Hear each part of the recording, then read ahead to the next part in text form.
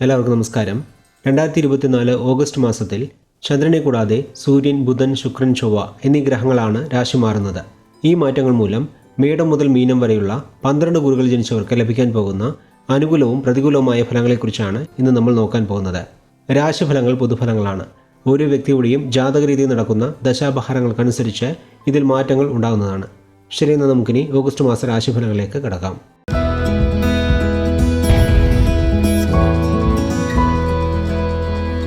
മിഥുനക്കൂറിൽ ജനിച്ചവരുടെ August മാസ രാശിഫലങ്ങളെ നോക്കാം.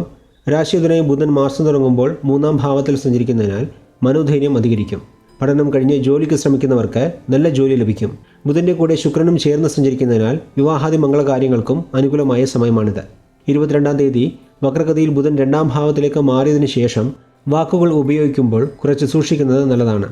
കാരണം പൊതുവെ 2-ൽ ബുധൻ സഞ്ചരിക്കുമ്പോൾ വിദ്യ കൊണ്ടും ബുദ്ധി കൊണ്ടും വാക്സാമർഥ്യം കൊണ്ടും പണമുണ്ടാക്കാൻ സാധിക്കുമെന്നൊക്കെ പറയുമെങ്കിലും ബുധൻ വക്രഗതിയിൽ സഞ്ചരിക്കുന്നതിനാൽ ഗുണഫലങ്ങളിൽ കുറവുണ്ടാകും. മാത്രമല്ല, നിങ്ങളുടെ വാക്കുകൾ മറ്റുള്ളവർ തെറ്റിദ്ധരിക്കുകയും അതുമൂലം കുറച്ച് പ്രശ്നങ്ങൾ വന്നു ചേരാനും സാധ്യതയുള്ള സമയമാണിത്. മാസാവസാനത്തിൽ ബുധൻ വക്രഗതിയിൽ നിന്ന് മാറിയതിനു ശേഷം ഇതുപോലെയുള്ള ദോഷഫലങ്ങൾ മാറി ഗുണഫലങ്ങൾ അനുഭവപ്പെടും.